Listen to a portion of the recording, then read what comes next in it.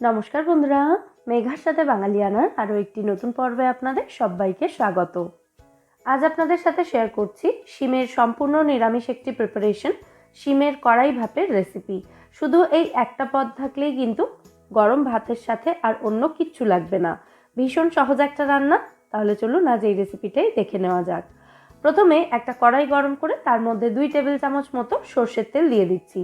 অবশ্যই কিন্তু রান্নাটা সর্ষের তেলেই করবেন, তাতে রান্নার স্বাদটা ভীষণই ভালো হবে। তেলটা ভালো করে গরম হয়ে যাওয়ার পর এর মধ্যে ফোড়নের জন্য একটা কাঁচা লঙ্কা এবং 1 চা চামচ কালো জিরে দিয়েছি। ফোড়নটাকে একটু ভেজে নিয়ে তারপর এর মধ্যে শিমগুলো দিয়ে ভালো করে ভেজে নিতে হবে। আমি এখানে 200 গ্রাম শিম নিয়েছি, আর শিমগুলো একেবারেই কচি ছিল, ভালোভাবে দানাও তৈরি হয়নি শিমের, সেই জন্য শিমগুলোকে আমি গোটাই রেখেছি।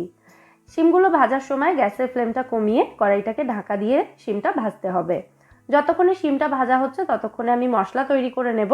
তার জন্য নিয়েছি 1 চা চামচ কালো সর্ষে, 1 চা চামচ পোস্ত, স্বাদ মতো কাঁচা লঙ্কা এবং সামান্য একটু নুন। এই সমস্ত উপকরণ পরিমাণ মতো জল দিয়ে বেটে নিতে হবে। এতক্ষণে দেখুন শিমগুলোর একটা সাইড ভালো করে ভাজা হয়ে গেছে, একই রকমভাবে আরও একটা সাইডও ভালো করে ভেজে নিতে হবে। দুপিঠ থেকেই শিমগুলোকে ভালো করে ভেজে নেওয়ার পর এর মধ্যে দিয়ে দিতে হবে স্বাদ মতো নুন, 1/2 চা চামচ হলুদ গুঁড়ো দিচ্ছি, 1 চা চামচ দিয়ে দিচ্ছি জিরে গুঁড়ো, জিরে গুঁড়োটা অবশ্যই দেবেন, আর স্বাদ মতো লঙ্কা গুঁড়ো দিলাম। লঙ্কা গুঁড়োটা চাইলে আপনারা স্কিপও করতে পারেন। সমস্ত উপকরণ একসাথে ভালো করে মিশিয়ে নেওয়ার পর এর মধ্যে দিয়ে দিচ্ছি বেটে রাখা মশলাটা। মশলাটা দেওয়ার পর 1 থেকে 1.5 মিনিট মতো মশলাটা ভালো করে কষিয়ে নিচ্ছি। মশলাটা ভালো করে ভাজা হয়ে গেলে এর মধ্যে দিয়ে দিচ্ছি আমি গ্রেভির জন্য পরিমাণ মতো জল। আমি মিক্সার জারটা ধুয়ে এখানে জল দিয়েছি। ভালো করে মিশিয়ে নেওয়ার পর কড়াইয়ের ঢাকনাটা বন্ধ করে দিয়ে গ্যাসের ফ্লেমটা একদম লো করে এটাকে 5 মিনিট মতো রান্না হতে দেব।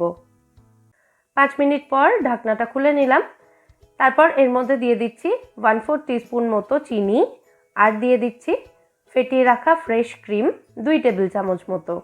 ফ্রেশ ক্রিম না থাকলে দুধের সর মিক্সিতে ভালো করে ফেটিয়ে এখানে ব্যবহার করতে পারেন, অথবা যেখানে আমি গ্রেভির জন্য জল ব্যবহার করেছি সেখানে আপনারা জলের পরিবর্তে দুধও ব্যবহার করতে পারেন।